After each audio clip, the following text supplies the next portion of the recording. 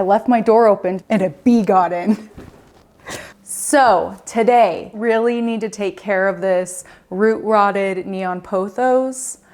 It's been sitting here for at least 2 weeks waiting for me to do it. So today's the day. Handle little situations in my bathroom. Welcome to my bathroom. So this is the plant we're going to be fixing the root rot on today. This is my neon pothos. I'll insert some progress photos of this plant. Up until this point, it's been doing really, really well. And then I think kind of lately where I was going out of town, I was really sporadically watering all of my plants. I did end up overwatering this one. I know it's root rotted because all of these leaves have turned yellow and then dried off, and then they turn into little crispy potato chips like this. So that's how you tell that a plant has root rot. This was getting a little bit long for this spot anyway, so now I can take it down and start fresh with a shorter plant again. Maybe it's a good thing. So first, I'm gonna go through and pull off any of the dried up leaves, so it's a little bit cleaner and therefore easier to see what I have to work with.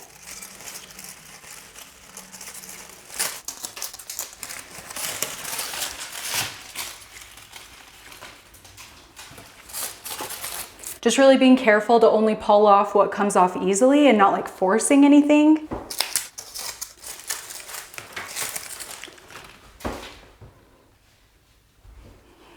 Ta-da!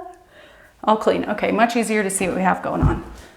I'm going to take my cuts so that the planter is a little bit easier to get out of this basket thing since this is pretty long. So I'm just gonna cut where the plant seems healthy or where it's maybe a little tangled. And I'll set these aside.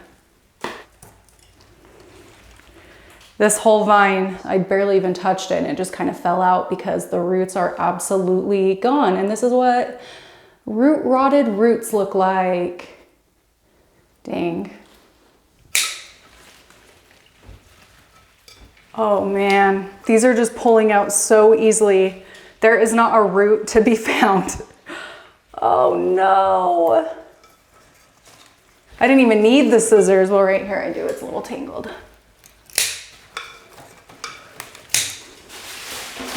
Okay, slight change of,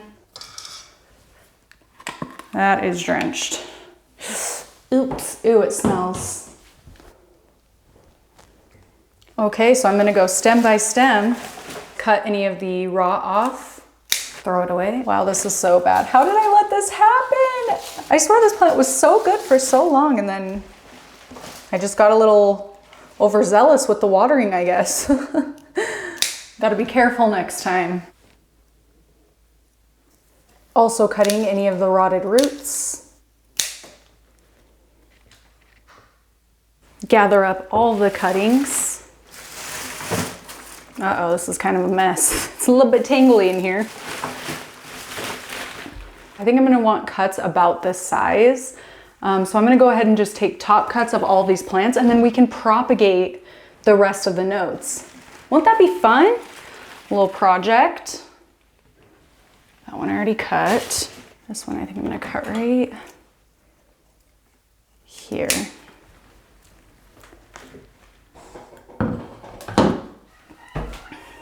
I've got some sphagnum moss that I'm just gonna dampen with my liquid earth water.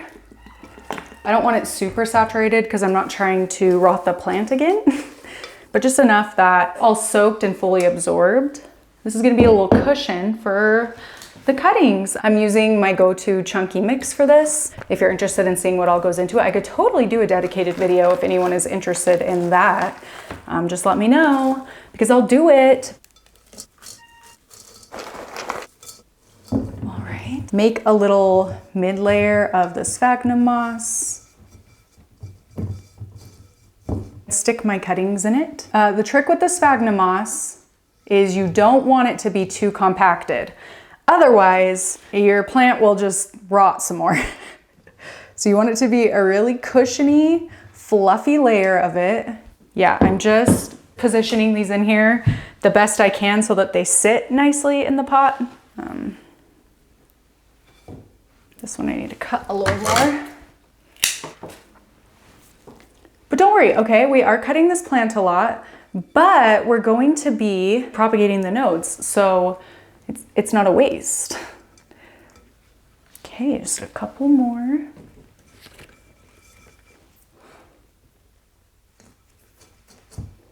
Don't worry, it always looks a little awkward at this step. And I'm just gonna stick my cuttings into the moss to help hold it in place. That's why I don't try to do too many things at once. Dang it, I hope my plant is okay. Is the pot okay? Is my tub okay? Oh, the scissors broke. Wow, good thing the scissors cushioned the fall. I'd rather those than the pot or my bathtub. Okay, let's refresh. I don't know why I did that. The fluffier, chunkier mix means there's more air pockets. More air pockets means less competition for oxygen, which is a big reason for root rot. When there's just not enough oxygen for the plant and that bacteria. Redo, popping them all in here. Make it a little wet so it holds in place. Oh yeah, okay, really, really awkward looking. Like I said, that's just kind of how they look when it's a fresh start like this, but I promise it'll grow in really beautifully. I'll actually do update videos on it so you can see, so you can feel confident in knowing that your plant is going to grow. Stay tuned for some updates down the line. Maybe I'll do a dedicated root rot video showing this process with this thing, and then also like 3 months, 6 month, 1 year maybe updates. Backfilling now to like the rim of the pot, really trying to put the soil so that it like holds the stems into place roughly. And they'll grow however they need to grow. But now we're gonna go in with some individual node cuttings. Pop them in there so it'll be a little more full. I'm just adding enough so that it kind of fills in, but not so much that it's like, they're all like sitting right on top of each other. I'm trying to leave 1/2 inch at least minimum of space between each of the cuts I insert so that they have enough room to grow. And now I'm gonna water it a little bit.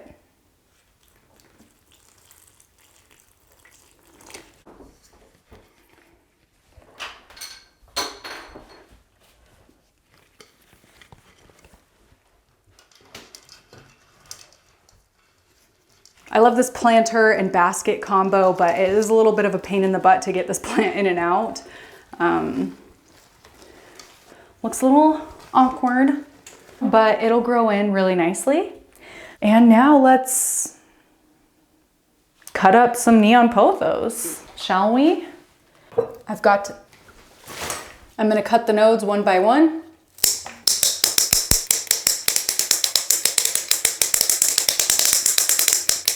For water propagation like this, I do really prefer to only do nodes that have leaves on them. It just seems like if they have leaves, they do a lot better in water propagation. Ow, my finger.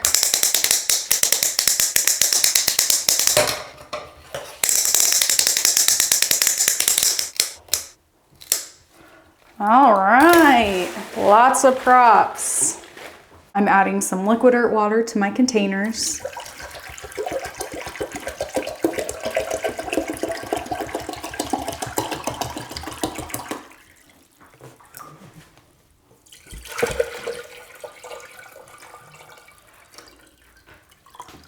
And I'm gonna go in one by one and add my nodes. It's making sure that the aerial roots, the little brown bumps all over these things, are touching the water. That's all I really care about.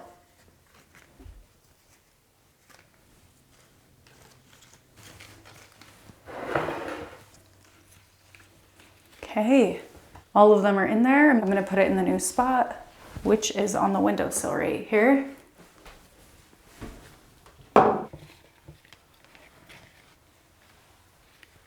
Another little thing, I try to keep all of the leaves from touching the water so that they don't end up rotting. Wow, I'm getting a lot of texts. This is very abnormal.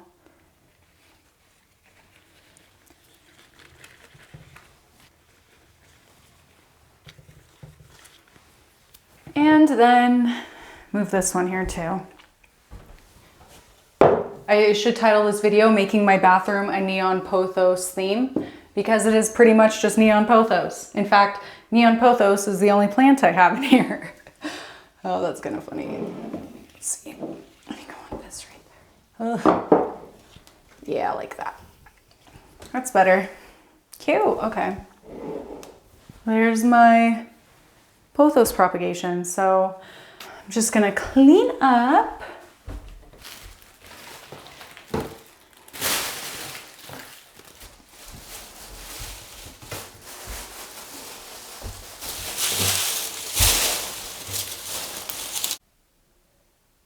All right, here's the before and the after. Before is definitely more full, but I think the after looks pretty cute too, because with the more full plant, you couldn't really see this basket. I love this basket and like spherical planter combo. So when the plant's smaller like this, I definitely can appreciate that more, but it'll grow in full also. So I'm really excited to do some updates. Hopping in because I forgot to film an outro. Thank you so much for hanging out with me today. I hope it was a good time. That's it for this one, and I will see you in my next one. Bye!